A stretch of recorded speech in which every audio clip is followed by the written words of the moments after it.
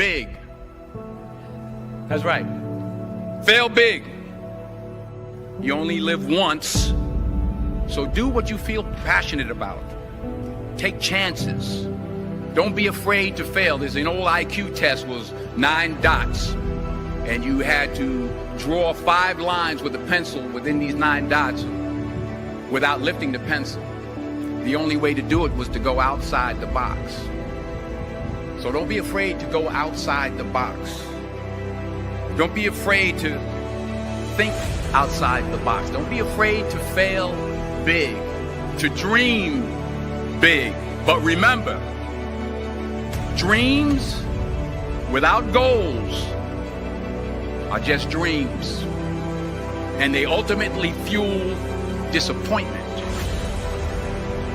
So have dreams, but have goals.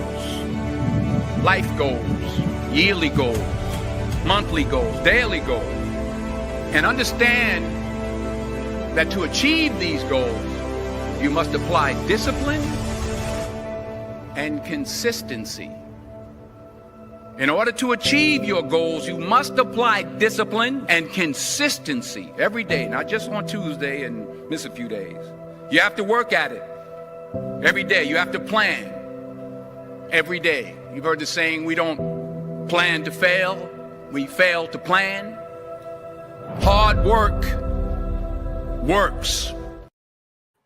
Top of the hump day, top of the hump day, top of the hump day, y'all. It's your boy B Jizzle and your friendly streaming crew from BDG. I got my girl KELZ with the intels from DC up there today. How we doing today, KELZ? Pretty good. Can't complain. Can't complain. We got my guy Bob, the Cannabis Cowboy in Colorado, tapping in. How we feeling on this Hump Day pregame show, Bob? Ooh, optimistically doubtful is how I am feeling, my friends. I'm all up and down. Here's the good thing, though. The one thing I am holding on to is the fact that I do not know what to expect. That's a beautiful thing. I think that's everybody. I think Denzel said it first on that video, on the intro video. He said, fail big. And the Cowboys, everybody's expecting the Cowboys to fail big, including the Big Three.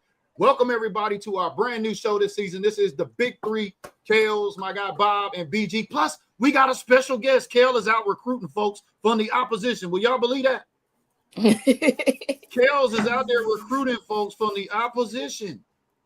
We have a doctor that's going to join us from the Philadelphia Eagles fan base to give us the intels. It's literally kind of like what KELZ does with the Cowboys here on the Eagles. So we're going to bring her in just a second, but let us know that all the comments are working. We're streaming live on 3 platforms. We're live on Facebook. We're live on LinkedIn and YouTube. It's the pregame show on Hump Day.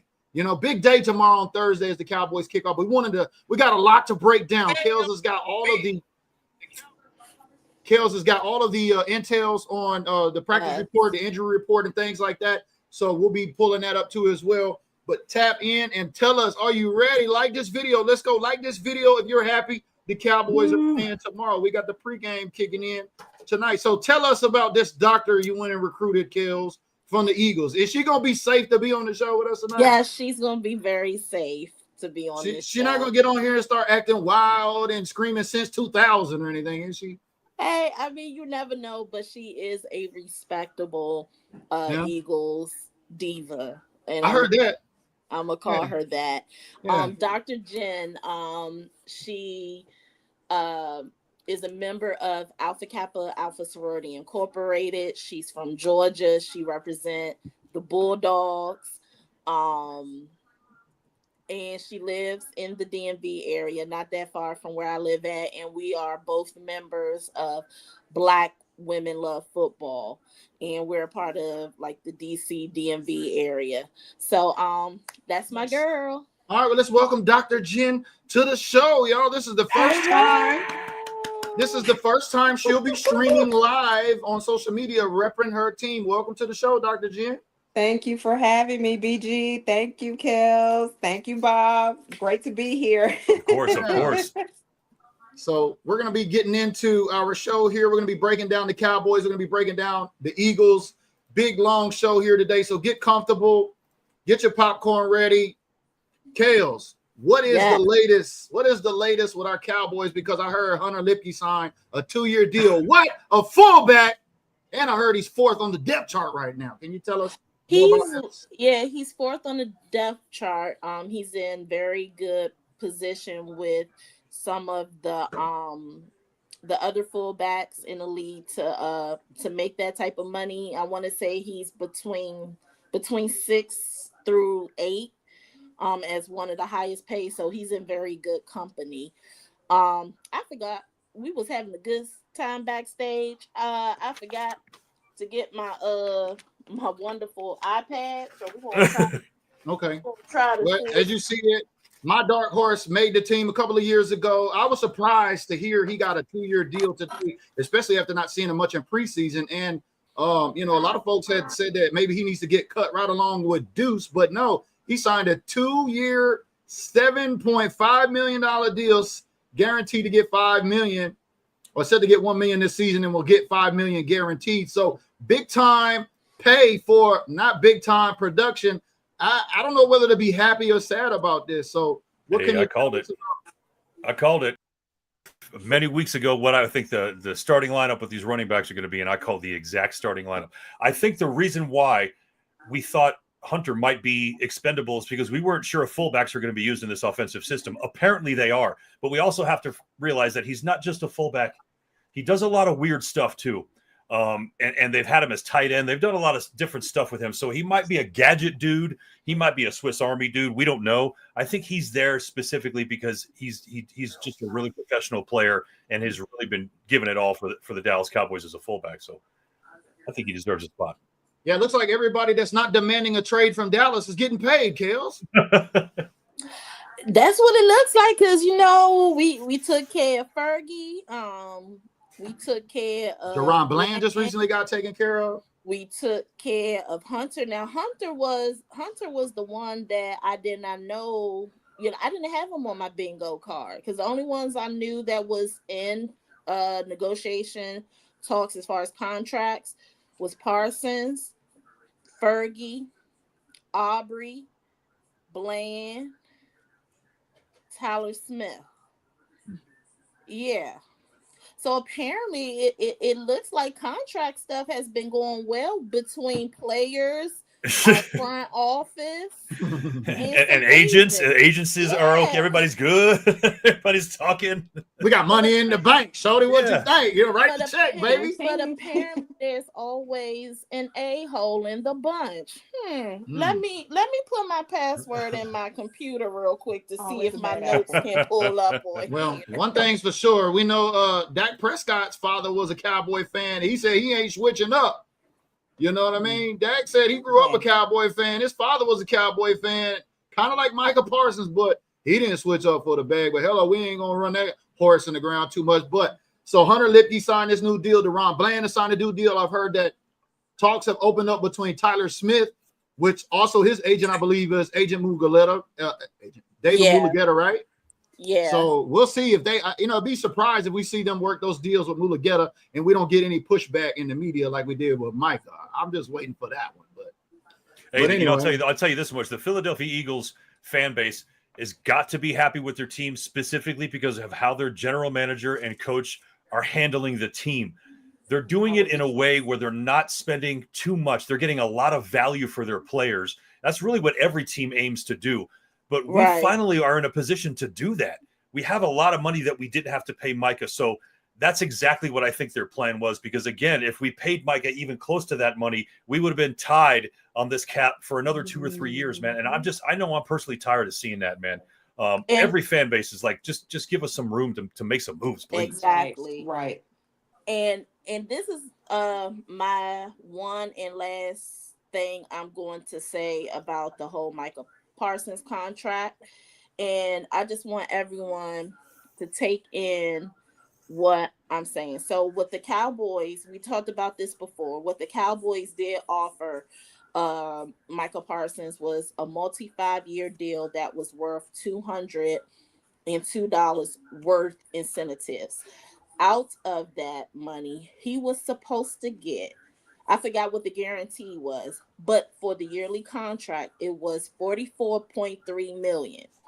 Only $4 million was taken out, and that was only supposed to go to FICA, which is your Social Security and your Medicaid, any other health plans that you have, Texas, baby, and Texas. yeah, and your retirement plan. But the rest of that, whatever was remaining was $40.5 million. And mind you, Texas has no state tax, which Yeah. brings us. Go ahead, BG. No, go ahead. Brings us to. Which brings us to this Green Bay deal. He received a $47 million deal for this year, but what was taken out of it, federal income tax, $17,390,000. Wisconsin state tax, $3,600,250. His FICA, $620,000. Total taxes is $21,610,250.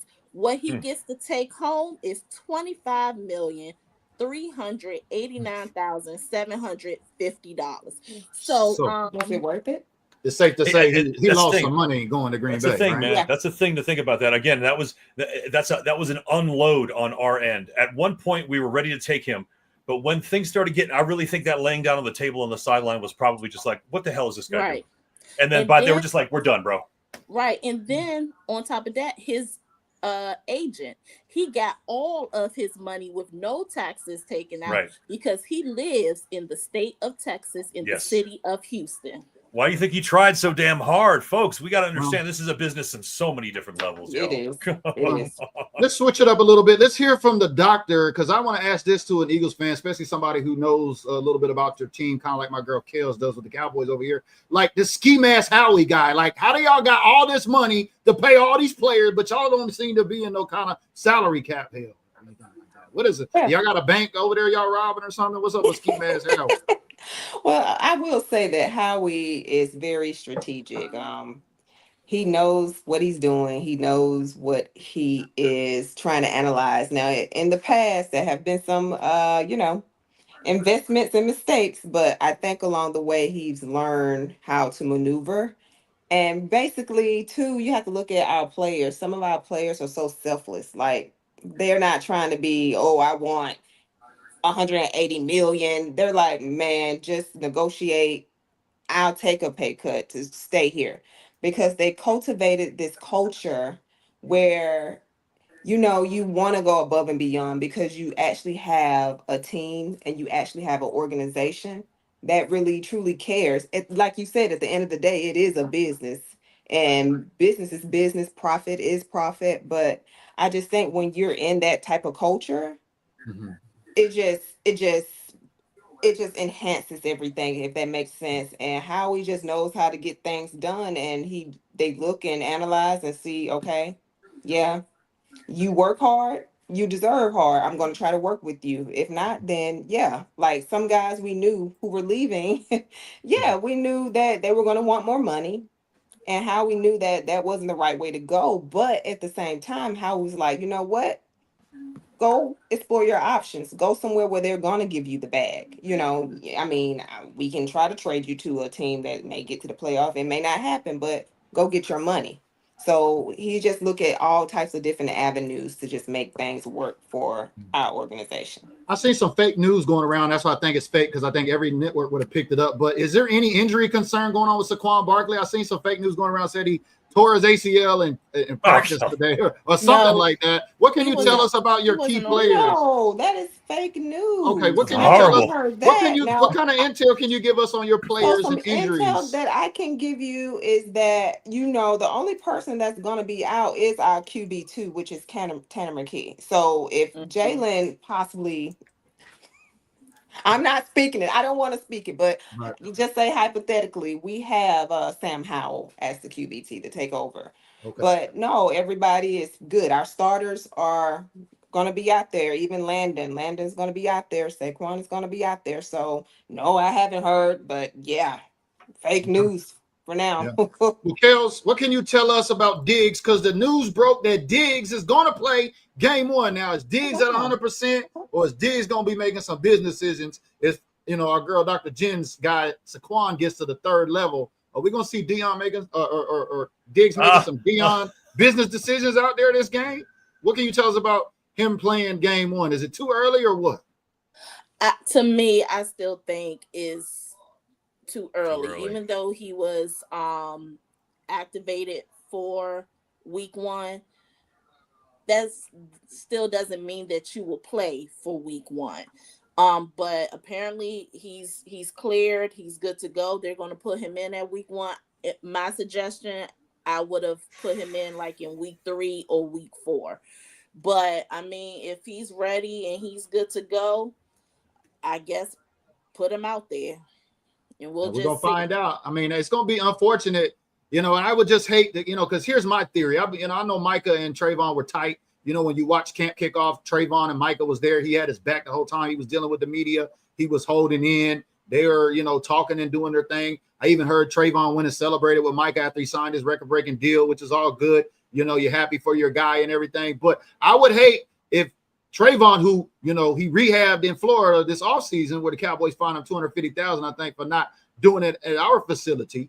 If he rushed back just to fuck around and get injured, excuse my language, Dr. Jen, he get injured, and then we're down another cornerback because now your guy, Elam, who you have as the comeback player of the year, and Diggs is going to be on the corners, and they're saying Deron Bland's going to be playing in the nickel. Is that correct? Yes. Which I don't know if I like that. Deron in the nickel for real? He's going to be in the nickel. Yeah, he's gonna be playing that Cooper DeJean slot, Dr. Jen, that's the face that speaking I had when they told me. I was like, I feel like he's done that. I feel like he's done that already, though. Didn't we have him in the nickel at one point? I feel like he was at when J. Lou suffered that Gitchy ya foot injury. It's a French name, so don't that laser for Gitchy ya. Les Frank, yeah, I know what you're talking about. Yeah, that one. and he went. So what they did was what Al Harris did, because Al Harris was our DB coach at the time, but he had Deron moving in the nickel as well as the outside as well, right, on the out boundaries. But yeah, he's going to be playing the nickel. I think he should stay out too, if I'm being honest. I know that he was ahead of his recovery, which is the reason why he's probably going in there. And I know no player wants to hurt themselves, but every player wants to go in, and most of them want to go in before they're supposed to go in. So, I mean, I like the fact that he's like, hell, this is Philly. This is a big game. This is a rivalry game. It's almost like, is he rushing back to say that he's healthy so the Cowboys don't fuck around and trade him? Because, I mean, they traded Micah, and if I'm best friends with the guy they just traded, and I just came back off of my second injury, and I'm trying to prove myself, I better not be making any business decisions in the secondary. But for the Eagles secondary, I heard there's some changes going on with y'all. Don't y'all have somebody new back there or something? Because y'all had a lot of turnover, right, Dr. Jen, on this defensive side of the ball for the Eagles this season. Yeah, definitely had some turnovers. My concern, and I have to bring this up on the defense, right? It's the cornerback too. So I'm just going to put it out there. Adoree Jackson. We're going to see. Not giving you a warm and fuzzy.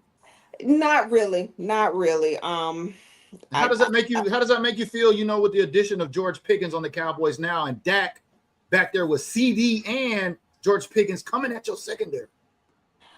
I think he would possibly get some help. Maybe we can get Guantanamo Bay to come do something if he's going to be traveling. But I don't know. But between him and Ringo, and he beat Ringo, that's very telling. I was hoping that they would have put Ja'Cory Bennett in, but I think they're going to probably give him the Cooper DeJean treatment that they did last year with Cooper DeJean when he came in. I think it was week 4, I believe. Mm-hmm. So I'm thinking they may do that, because I seen him in the preseason and he made me very hopeful, but we'll see. I'm kind of on the cuff, like, but so he could surprise me. Let me ask you this. What's been the buzz around Eagles and Philly with the addition of George Pickens? I mean, Vic Fangio, is he like losing sleep about having to figure out how to guard this double? I mean, because y'all got your own wide receiver duo tandem, and we got our problems in that area. But y'all haven't seen a GP and a CD at the same time under Vic Fangio, and just what's the poll like? What are y'all like? How are we gonna deal with this, or do y'all feel like, all right, we got a way, we're gonna stop these guys? Believing in Vic Fangio, I think he's gonna come with a way to stop them guys. Yeah, I'm just keeping it 100. I like Yeah. his style.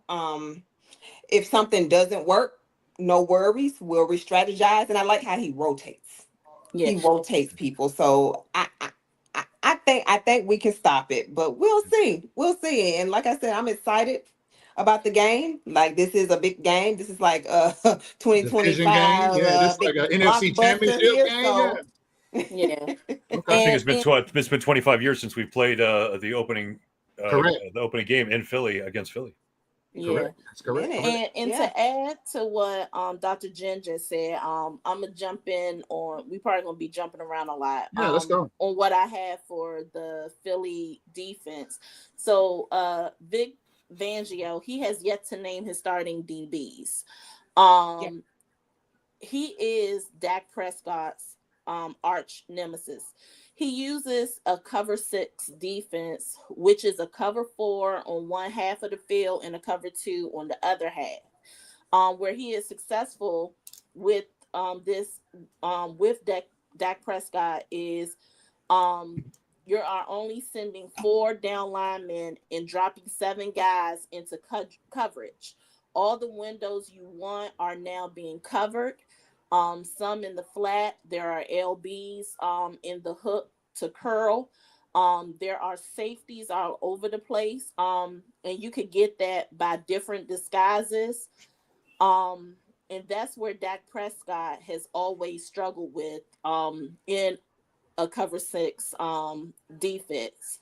Fangio overall runs a zone defense, mostly cover 3 with a little man-to-man. He runs cover 6. I want everyone to listen to this.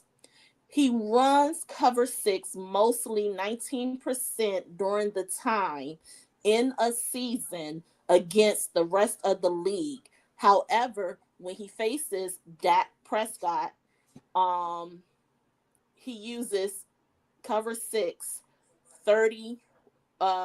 It escalates 31% of the time. So that's 1/3 of the play calling he makes against Dak Prescott in a cover 6. It's all effective because of what he's able to do with his front 4.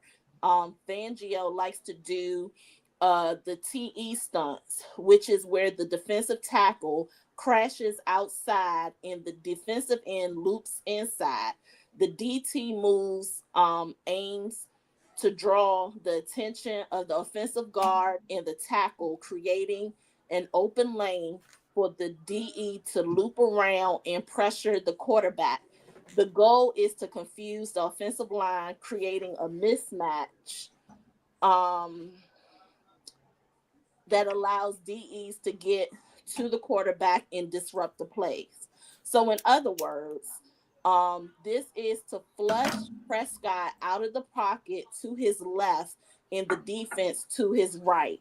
Why? Prescott is a right-handed throwing QB. It doesn't create a natural throwing ability that which means going left, he has to flip his hip to give him enough torque on the ball to get it down the field, and also means cutting off half of the field vision for him, resulting into running in a zone type of situation where 7 guys are back in coverage.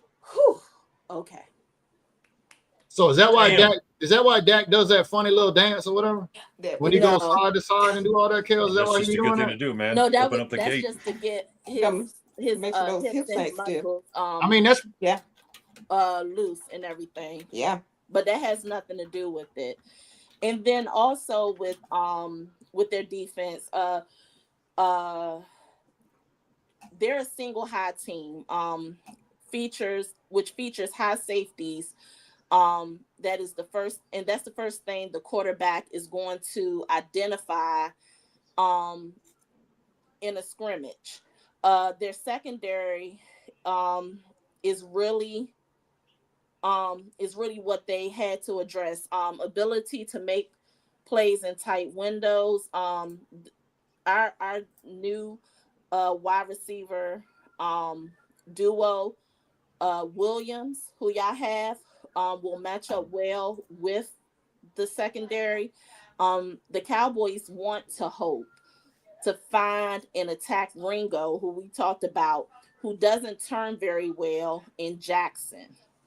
The Eagles front seven will be a good look for our defense. Tyler Smith is known for not giving up a lot of pressures, and you have to locate Jalen Carter, who is number 98, and Jordan Davis. I forgot what his jersey number that is. dude Jalen Carter, man, he's been a menace over there. That dude's Right. coming through the centers, about to steal the ball on the snap. Like we're gonna do something with that guy, man. He's been disrupting games. He's been a beast since Georgia. I'm just mad. I'm mad the NFL PCP didn't come get him like they got Zeke. But anyway, as I digress. Right. So you want to lock them up, especially Carter, because he can run stuff like an A gap and he knows how to pass rush. Both will come downhill, which will allow their linebackers, Zach Braun and Nolan Smith, to run and hit. If I was our Cowboys offensive line coordinator, go straight for Cooper DeJean, that plays cover nickel, that likes to insert himself into the box along with Reed Blankenship. Why? Because the front line does not allow offensive line to get past them. Well, I know one thing, and that is that the Philadelphia Eagles are by nature physical. And as we get into our big three keys today on the Big Three show, the first one is going to have to be establish O-line physicality, because this defensive line, like I'm saying, with Jalen Carter, I mean, Cooper Beebe better protect the ball. So O-line physicality. We know the Eagles are always very, very physical. Are we going to expect that out of Banner Night? You think we're going to see too much emotion, maybe a couple of mistakes on Banner Night? Because I know Eagles fans is excited tomorrow night. Y'all dropping the banner. CD even said he's going to sit out and watch it as motivation, as Schottenheimer came and said most Cowboys are not watching the Banner Night drop. Who was that for, me or Jen? Yeah, Jen. So, I mean, it's going to be too much emotion on Banner Night, or are the Eagles really going to be focused? It's going to be loud. It's going to be nasty up there. People are going to be throwing stuff at Cowboy fans in the stands and stuff like that. You know, they throw snowballs at Santa Claus and things. I mean, is it going to be too...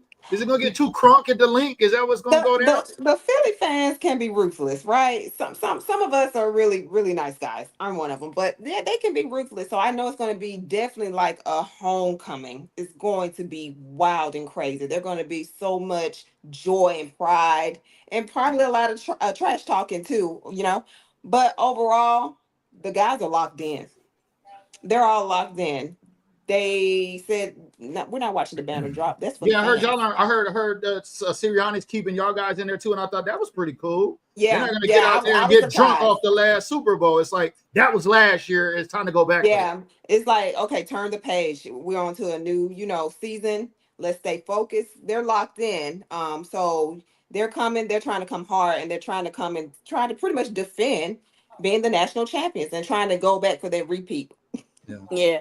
And also to add to what you put for the keys of the game, and like I said, I'm gonna be jumping around. It's a lot of jumping around. Yeah, that's Saquon, the New York Giants, because we need the New York Saquon to show up in this game. If you haven't figured that one out, we don't need the Eagles Saquon. We need the New York Saquon, because Cowboys can't stop the run. So we need the Eagles Saquon Barkley to show up this game. We don't know, but Shotty has to keep his emotions in check and manage this game. Brand new coach, I agree. That's what I'm scared of most, this young coaching staff. How are they going to act in this hostile environment? Yeah. And I don't want to see no chunk plays or runs. Limit the penalties and turnover. Mm-hmm. Turpin has to be a main factor in this game, and he has to flip it some kind of way. And some of the other things, and I really didn't have a lot of stuff to say as far as with the Cowboys offense or really the Eagles offense for that matter. We really don't Before have the any sample sizes really at the preseason. I think right. on either side. I don't know. Did Jalen Hurts? I didn't keep up. Did Jalen Hurts play any preseason games at all? No. Squad Barkley, none of the starters or anything? Okay. No starters. And I don't think Cowboys, really anybody does that anymore. And the Cowboys. Well, not Patrick Mahomes and not Joe Burrow. Them guys I play. think because yeah. But yeah, none of the starters for the Eagles didn't play. But the Cowboys has to run the ball because that passing game is going to be very important, and that O-line has to protect Dak Prescott at all costs. I'm gonna go to the Cowboys defense in a minute, but one thing I do notice as far as with for the Phillies defense, their run defense is probably very vulnerable on the edges. They are lighter now because they don't have some of those key players that was on the Super Bowl running team. They're more than likely won't rush the passer than carrying the run.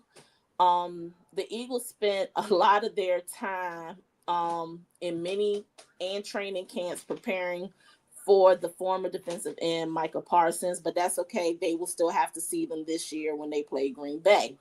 But I say all this to say this may be the Cowboys' chance to expose the Eagles' secondary. Well, I think Caitlin brings up a great segue to your context right there, and then we'll get Jen's take on that. It says the flip side of that coin is being a first-time head coach. There's no tape on this offense. There's no way to game plan. We've not seen any of these teams' offenses or anything like that. And so, with that being said, Jen, what's your take on that with the no tape situation? Like I said, you got GP and you got CD. If I'm Cooper DeJean, I'm like, man, which guy's jock is going to be? Who do I got to guard?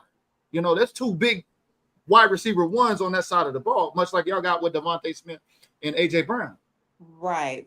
So I just think they just got to be prepared. Now, I don't know, if Cooper DeJean ever looked at anything from when Pickens played with the Steelers and tried to get some ideas from that, or just looked at some things that CeeDee Lamb did too as well. But like you said, this is a whole new offensive coordinator. Just like on our side, we have a new one too. So who knows? Yeah, that's right. That guy left. Kevin Patullo was what, even though he's been around the Eagles, but this is his first time as the coordinator. Who knows his style? He has never called plays, so that's something to watch too. Right. So who knows his style? Who knows if it's going to work? Especially they could start off slow, or who knows, it may not pick up to week 3. So it's very difficult to say. So you just got to be prepared and be ready when that clock strikes. I've been seeing Eagles fans in my comments, Dr. Jen, and I'm thinking this may be a deal because everybody knows the crash out George Pickens. You've seen the videos on YouTube. I mean, he got 60, 70 million views of crashing out. I want to know, is it going to be Cooper DeJean that tries to test George Pickens to get him to crash out? It may be, and I'm very aware. Once again, George Pickens was a Georgia Bulldog, so I am very aware of his crash outs from years ago. But that seems like it might be a good. I mean, that's what and I know my girl KELZ may disagree, but it came up with the Shadur Sanders or Shiloh Sanders out there in Tampa Bay, where the guy was messing with him, and they were saying that's why he cut him. But I could see this literally going down every week this season, starting with the Eagles. That who is going to try to make George Pickens crash out week to week? Right, it could possibly be Cooper DeJean that may make him crash out. Because Cooper got a little swag. Crash out, every now and then. Just don't get ejected from the game. Sir. I mean, Cooper. I pick on Cooper DeJean because he got a little swag. I mean, he laid down King Henry. You know what I mean? We call him Cooper DeJean, but we love him. We love him. So is it DeJean or DeJean? No, it's Cooper DeJean, but it's a Philly thing, Jean. So they say Cooper DeJean. Oh yeah, John. Yeah. Hey, let me get that John right there. Yeah, I'm with you. Yeah, but he's going into his second year. He's on fire, and that pick 6 that he did in the Super Bowl, you got some people that probably want to, let him know, like, hey, I'm the man. So we'll see. That seemed like a good game plan, Bob. Like, hey man, let's get George Pickens to crash out. That's how we can take. That's how we can take down half of the Mario Brothers in the first quarter. That's pretty much the best way. I mean, look, best behavior, but I just feel like he's gonna probably do something because George will be George. You gotta love I've him. seen his. I don't the last know, few Dr. interviews Bennett. I've seen, last few things I've seen of him talk, he seems to be okay. I feel like he's got his Yeah, head on he's again. mellowed out. Again, we're talking about what is life like as a wide receiver for the Pittsburgh Steelers. We all know that there seems to be something really effed up going on in that organization with wide receivers. So that's not to say that all of them went somewhere else and did well. I think he'll be all right. Yeah. I think he'll be all right with us. And that's really the key to this right now. If we don't get on top and get ahead somehow, some way, it's going to be a tough game because if they go ahead and just start laying on Saquon, it could be a problem for us. We don't really know what we're doing against the run. If we limit him, we're okay. But if they get ahead, they're just going to dose him, and we're going to be tested hard. So either way, I guess it's going to be a win, but it's going to be hard to get an actual win in Philly without these guys giving absolutely everything up to do it. So with all that being said too, and this is just adding more content to what everybody has been saying because I've been reading the comments as well. The Eagle plans to keep their play calling very simple, which means the Cowboys need to use that as their advantage and needs to make it complicated. So like I said, the Eagles may play a zone coverage to keep everything in front of them. So we already talked about that. Fangio is more than likely will bring out the cover 6. The Cowboys. The cover 6 don't work. You see Vic throwing it out. Cooper, go to his jaw. Go to his neck, Cooper. Go get him. No, I'm just playing. Sweep the leg. Right. And the Cowboys are looking at running an 11 personnel offense for this game. That's a little T that and that could be BS on both sides for all we know. I mean, they report what they report. We don't know. It's definitely that's some chess stuff that happens in the behind the scenes that we don't really get hit with. The thing is, like what we saw during the last preseason, during the fourth quarter. And remember, I said, wait a minute, I see 3 tight ends and a fullback coming out. So are we going to see some 13 personnel or some 14 personnel? Even though I know they've been running 11 and 12 personnel during training camp, I love me a good 13 and 14 personnel. Let's mix it up. Mix it up. And with our defense, and let me just say, like, this season is going to be very taxing for the Cowboys. We all know the type of defensive scheme that Flus will be running. The question remains: are we planning? Are we running the plan 3-tech 4-3 with the 1-tech nose tackle, or the 3-tech 3-4 with the 1-tech nose tackle, or the 5-2 defense, or are we going to see a little bit of all three against Philly? Hey, I don't know what we're gonna see. We ain't got no film. Tell us, PG. Come on, man. Hey, after this game, we're gonna be able to come back on the pre-game show and be like, "Yeah, Fangio ran a lot of cover 6, just like KELZ said." You know what I mean? Yeah, and then I have some other questions as well. What are the Cowboys going to do in third down situations? Are they going to stop the run? Are they going to be able to generate the pass rush? Are they going to affect Hurts or any QBs that we're playing when they get out of the pocket? Okay. Who's going to generate the pressures from the outside? Who's going to impact the passing game? I do think Maris Leofau can impact this game in a major way, but limit him to spying or trying to contain Hurts. Hurts is very, very dangerous. If he finds a way getting out of being contained, this can take away from coverage by the Cowboys defense.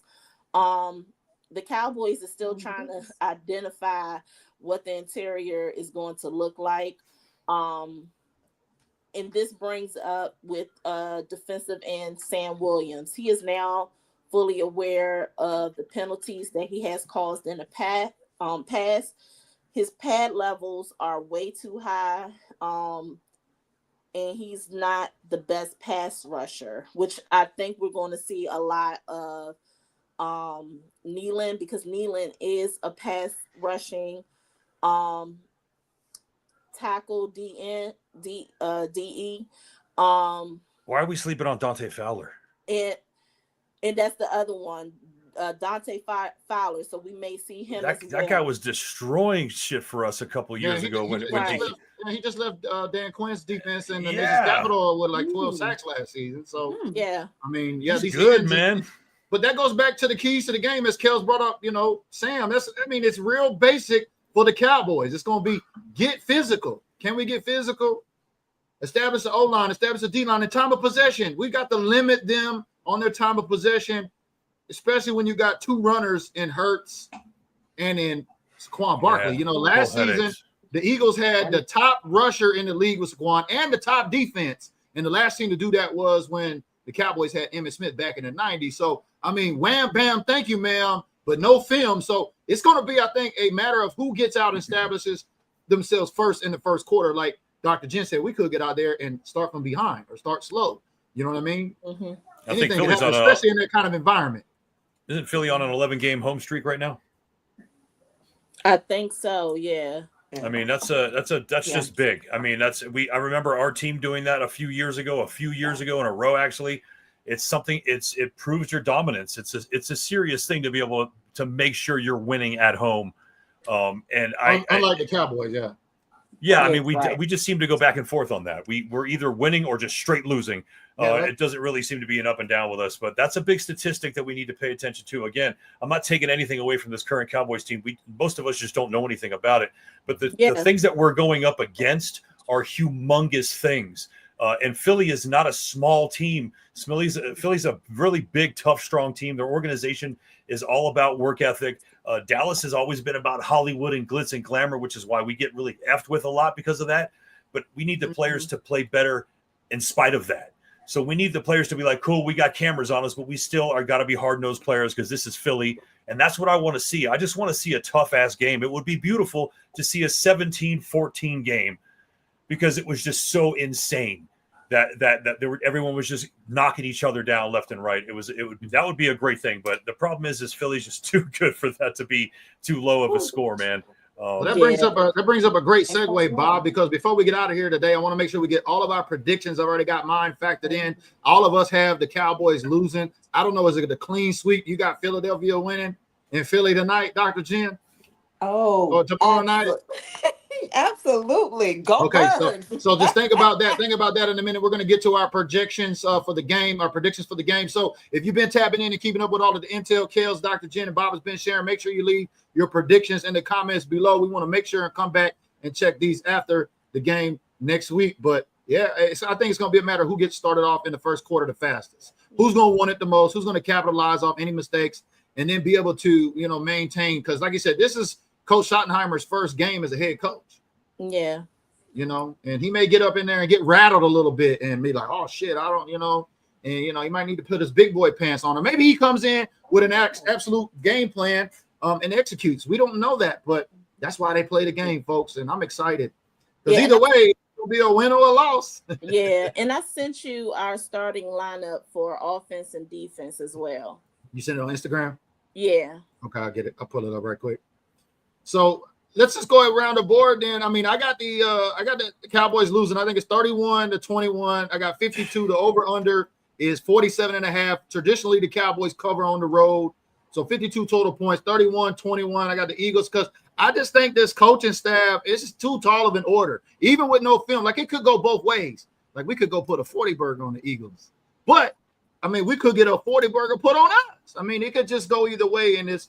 In my heart of hearts, I just got the Cowboys going down on this one. I hope I'm wrong. I hope I've never been wrong before more than on this one. But 31-21, I'm going to throw that to y'all. If y'all want to put your predictions up, that's mine. Yeah, I'll throw that up there. Let's see.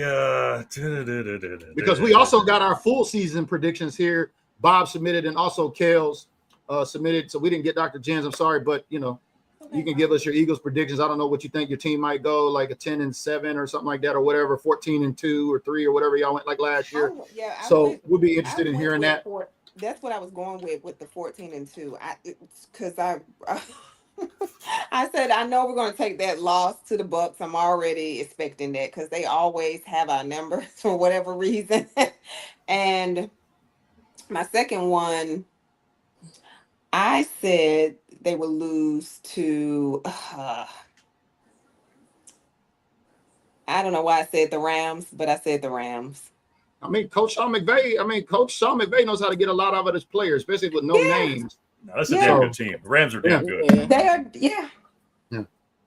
But Bob's already put up his prediction. Bob's got 34-24, filthy. Sarah's got the boys 33-27. A lot of points coming in. Rose says 31-28. KELZ, you've been saying it the longest. I think all the way back since you said Jerry was trying to go talk to the league about the Cowboys-Eagles game 1. You've been saying you thought the Cowboys was going to lose. What's your prediction on this Cowboys game tomorrow? I'm between two. It's not going to be a blowout by any means. So I'm between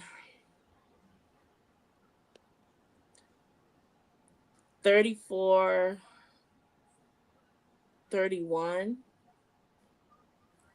And then 55? I'm also between. I'd be happy with that. Then I'm also between 27-24.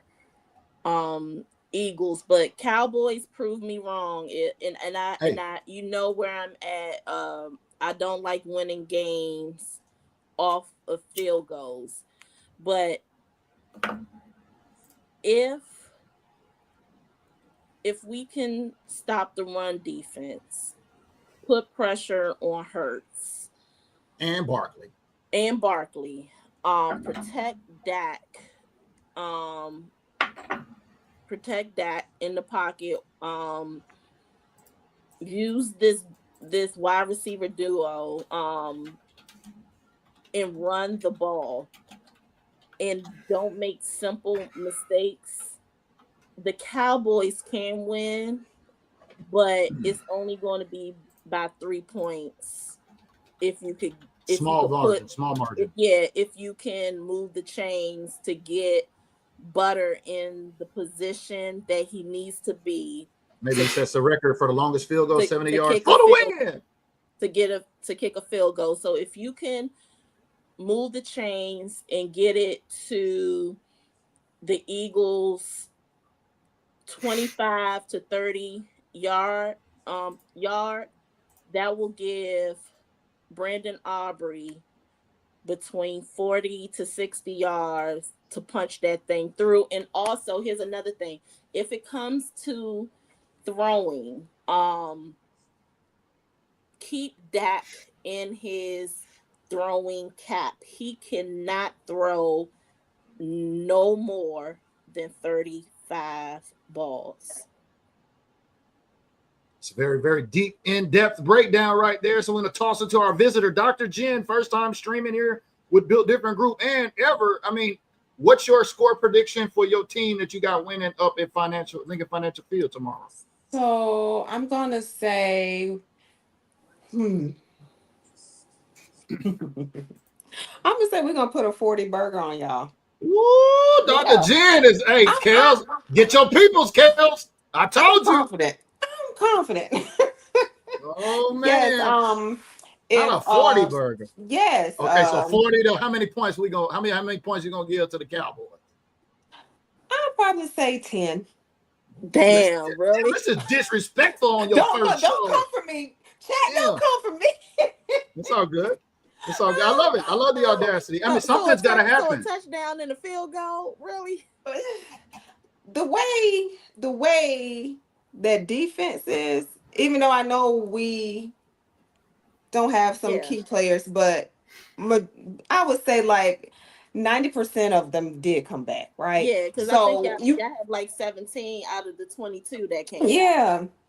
So I mean, I lowballed the score for sure. I went on the lower end. I could have easily went with 40 points, no problems, because I think it's totally possible. We just don't know. And the only reason why I kept it low is because when you look at like this both teams, like, they have a new play caller who has never called a game in his life, and then we have basically a brand new playbook that really nobody don't know. We don't know how it's going to go. So that's why I didn't, because I could have easily went with the over and said like it could be like Eagles 40 and the Cowboys 37. But we don't know what to expect. Really, we don't know what to expect from either team. Yeah, it's always hard for the first games of the year. Like I was breaking down my picks, for the first team. You don't have no tape. I haven't done a lot of research on teams, so it's kind of like a little crapshoot. But I mean, these are two heavyweight teams. The NFC East, we got Hard Knocks following us this year. It's going to be all over. The NFC got better. The Giants, they have the toughest strength of schedule. They got better in the draft. A lot of experts are saying we're the third or fourth best team in this division. And, we got us coming out with an L, but we got a lot of room to prove. I don't know, like you said, KELZ, this is where I'm at with the Cowboys this season. They got to prove it to me. Like, y'all going to have to prove it to me. Like, I could pick y'all all day till I'm blue in the face. But, as Cowboy fans, just like in fantasy football, when you draft all your Cowboys, you're going to be mad when the bye week comes because it wasn't a well-thought-out plan. You know what I mean? You can't just always put money on your team because you love them. You got to really think about the Eagles are favored by 8 at home. This is a tall order. So with this defense and Eberflus, I believe we're going to get the best out of the linebackers, which you brought up, Maris Leofeld. I think we're going to see some solid play out of our linebackers, and I think that's going to establish this physicality we need because we know the Eagles are rough and tough. Right. They are rough and tough. They're not coming to say, hey, how you doing? Look at our ring. We did hold Saquon to 66 yards in Week 10 last year. I mean, he killed us at the end of the year with 167, but we did a decent job last year at one point. So there's a possibility. But again, just because you stop one person on Philly doesn't mean you've stopped everybody. And any good team will spread that around. So, it's going to be a test regardless. Yeah, I think all the other 30 teams will be happy after this Thursday night game because they'll have tape on the Cowboys finally, and they'll have tape on the Eagles finally. And then going into, I'm happy we got Thursday night football because I'm ready to kick back on Sunday and play some fantasy football. You play fantasy football at all, Dr. Jen? Here and there. Okay. Yeah. I know KELZ is playing. I know my guy Bob, he's not playing anymore. He's retired. He hung up his cleats. But, man, I'm excited to turn on Red Zone at 10 a.m. this Saturday on the West Coast. Hey, it's all day. Something to expect with that, by the way. I don't know if everybody heard this, but I've been watching Red Zone since day one. I've been lucky enough to get NFL packages for very cheap throughout years, especially the last 18 years here in Denver. But this year is the first year that they're not going to say 7 hours of commercial-free football because there's going to be full-length commercials during the Red Zone. Of course there is, because ads is where the money is at. They need that sponsorship. Yep. And then Friday, and then 7 hours of sponsored and interrupted football. Let's go. ESPN owns it now, so that you got to understand that. But they're not going to give up those sponsorships. But the thing with that whole deal is, it still has to be voted and approved on by the league owners, and once that's approved, and then it goes to the regulators, and they have to review it and vote on it, and that can take like a year to 2 years. So we won't see this new acquisition between ESPN and the NFL network probably until like 2027, 2028. Except for commercials on Red Zone. Exactly. But ESPN is pretty much going to have a monopoly on everything now, which I didn't think. I thought maybe Disney might have gotten into that, but I guess Disney got some other problems anyway. But I guess Disney does technically own ESPN. I guess. Because they are talking about some games going on the Disney Channel as well, because you see it's on Nickelodeon, because ESPN also owns a little bit of Nickelodeon, so we see those games too. But for some fun stuff, Jack Sanborn, who is our linebacker, he will be wearing the green dot helmet on our defense. The Eagles will be wearing their midnight green and white unis, which like the Dr. one Dr. Jen got on. Okay. Yes, and the Cowboys will be in primary white. And y'all let me go through 5 pages of news and notes. It's all good. That's what we're here for. That's what we're here for. If you're just Love it. tapping in and checking it out, yes, the Eagles are favored by 8 at home. Here is the Bet MGM.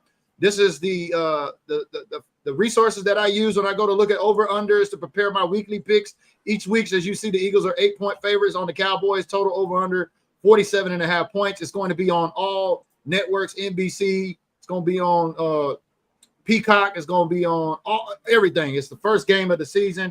As you've seen, there was some news that broke. I know you were familiar with that website, Bob, Stream East, I guess, who everybody who didn't have cable always wanted us to stream the game. Everybody was like, go to Stream East. Or I was on Dofu app at first. I think Dofu app is still around, but I guess Stream East has been shut down. Yeah, man.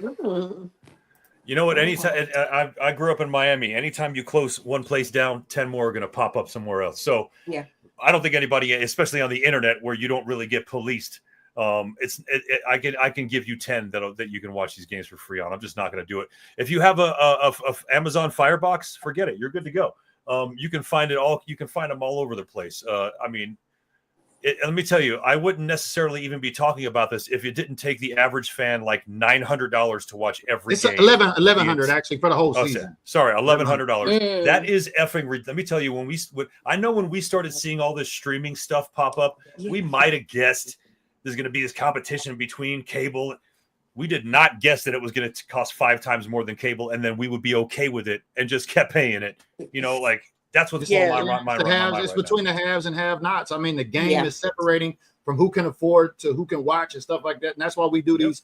That's why we do everything we do here on social media. So shout out to all of our fans following us on Facebook, LinkedIn, and on YouTube.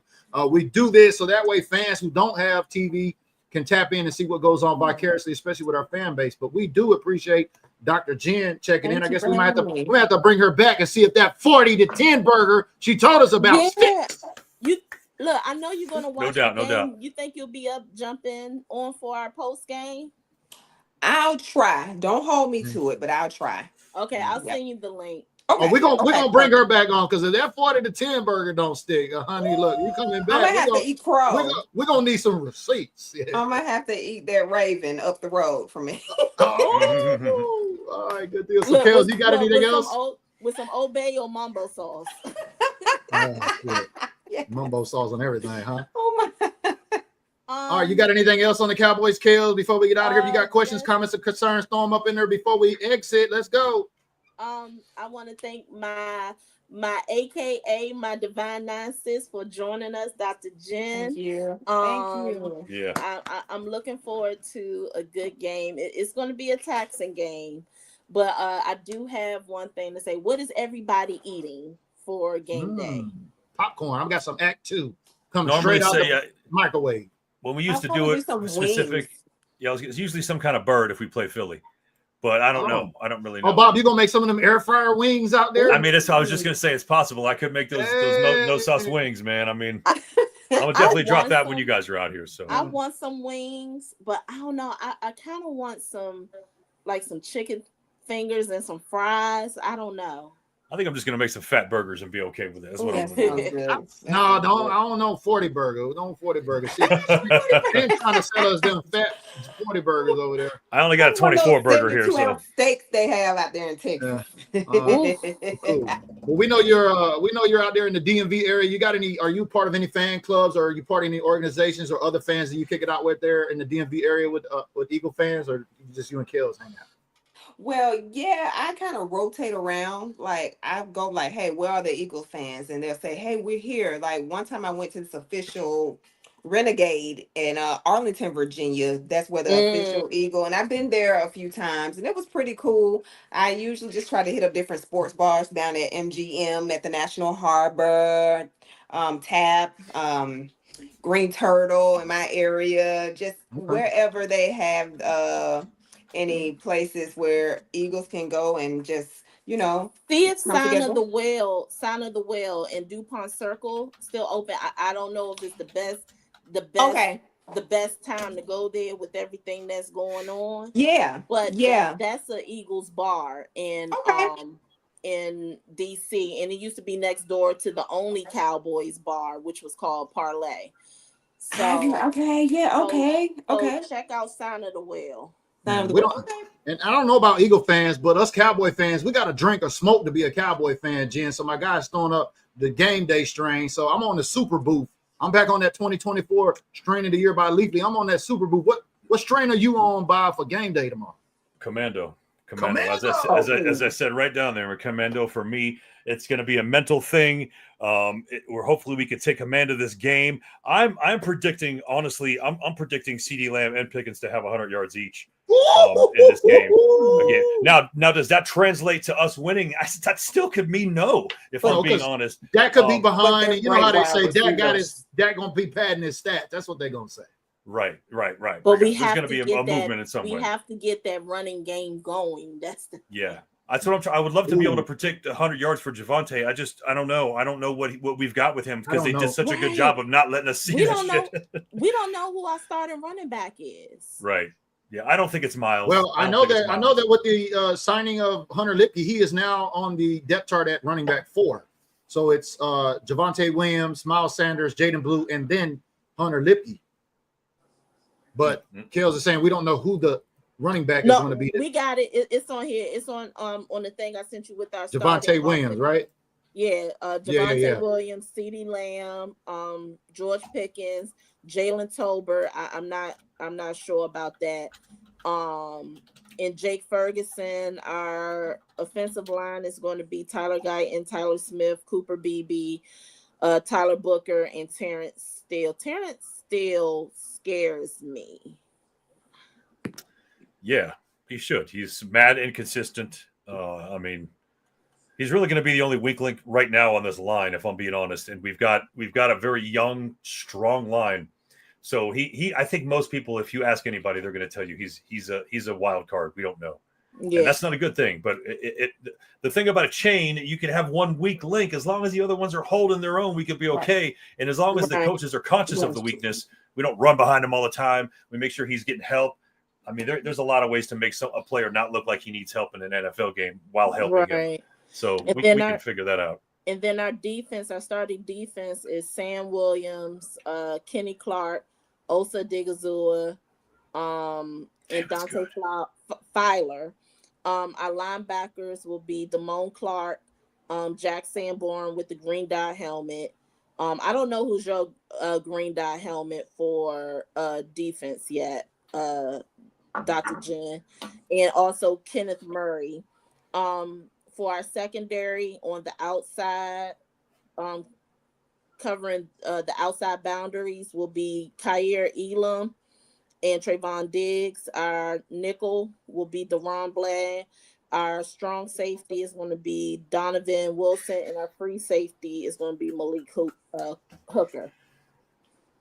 Hey, Rose says, I commando them boys to run the damn ball. Bob. That's what I'm saying. It's the commando is right there. I didn't know. Maybe they're going to be Arnold Schwarzenegger and take him out. I don't know. There's a bunch of different things you can say commando. I didn't want to have anything. We don't need Saquon to go commando or Jalen to go commando. Right. That's the only commandos we don't need. But you know what? I did make a Cowboys blue Long Island iced tea. I did see that. Yeah, I did see that. Yeah, I made it like on Monday or Tuesday, but I actually used blue tea. Oh, nice. Yeah. Nice. And all the ingredients for. I don't want to play with that blue coloring anymore in our world. We don't need that. Yeah, I remember somebody commented on that and they said it looks like what's that cleaning stuff they use? Like the car cleaner.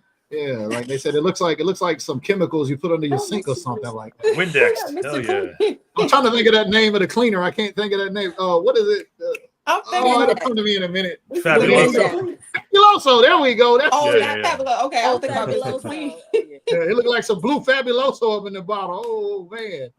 What is Shout out to Bam and ATL. I don't know how well that measures up with Bam juice out there, but we're gonna have to see. But that's gonna wrap up our show here tonight. This has been the pregame show, boys versus Birds, very first ever time streaming on our show. Dr. Jen joining us from the DMV area. We appreciate you coming in. Any shout outs or any zingers, anything you want to let us know before we get out of here today? I just want to say thank you, everyone. And hey, it's on tomorrow. Let's go. Let's go. That's a fact. That's Here a we fact. go. Definitely on tomorrow. So make sure if you watch this after the fact, make sure you use hashtag replay. Let us know your score predictions down below. Oh, we gonna go through that. I went 30. I think let's just do a recap. I went 31-21 for me. What was your recap again, Kels, on the score for tomorrow? Oh shoot. Did I say 30? Wait a minute. Let's get it down. 31-21 for me. Bob, what'd you have? 31-27 or 24-21. I'm still between those two. Yeah, 24-21. You did say that. Bob, what was yours? 34-24. And then Dr. Jen, what was yours? I had 40-10. 40-10. Through that 40 burger. Yeah, Oh, that My disrespectful. German Shepherd, y'all. You know, here disrespecting us. Like, okay, I get it. You're a Super Bowl champ. We'll All take right, it a little baby. bit. So we'll get it. But we appreciate everybody watching on Thank all three you. channels. Yeah. Make sure you turn on your notifications. We'll have a post-game show after the game tomorrow night right here with the big three. I'm not sure that Dr. Jen will be here with that 40-10 burger or not, but we'll see if she is or not.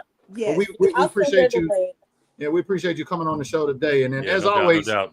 we'll see y'all back in the gym on the next episode. It's the big three, baby. And we out. Keep growing. Turn out the lights, the party's over. They say that all good things must end. Call it a night, the party's over. And tomorrow and next year starts the same old thing again.